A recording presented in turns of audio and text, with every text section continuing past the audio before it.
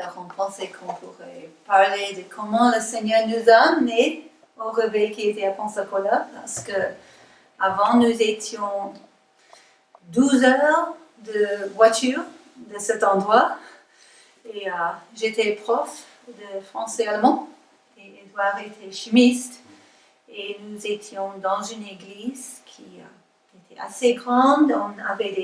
On travaillait dans cette église, j'étais dans le ministère aux enfants et Edouard aussi, et il était aussi dans l'orchestre et j'étais dans la chorale et nous étions dans un groupe maison. Plein de choses qu'il y avait à faire dans cette grande église, mais nous étions là, on était bien impliqués dans l'église, on avait acheté une maison, on pensait qu'on aurait des enfants, on va les élever là, on va vivre là jusqu'à l'âge de 80 ans, quelque chose comme ça. On avait tout planifié, au moins moi. Edouard était plus prêt à changer.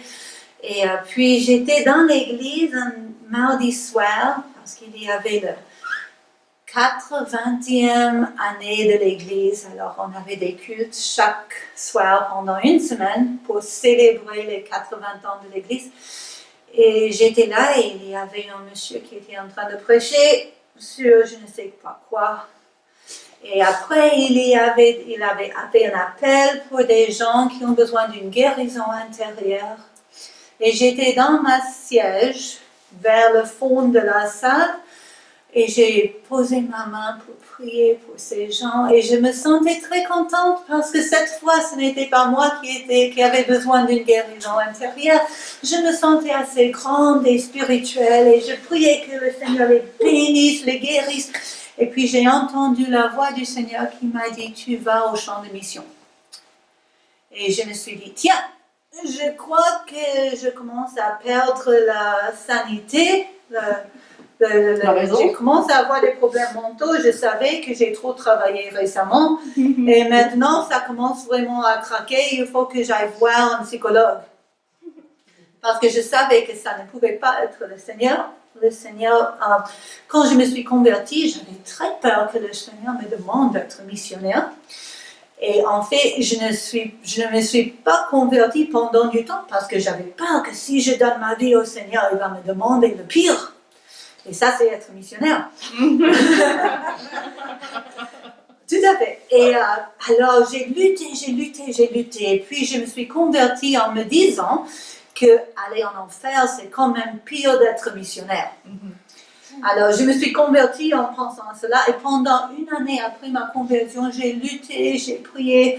Et enfin, à la fin de cette année, j'ai dit, bon, d'accord, si tu veux que je sois missionnaire, je vais obéir. Et le Seigneur m'a dit non. Alors, je pensais que ce non, c'était pour toute la vie. Mais vous savez très bien que quand un enfant de 5 ans demande s'il peut conduire la voiture, tu veux lui dire non. Mais ça change après 20 ans.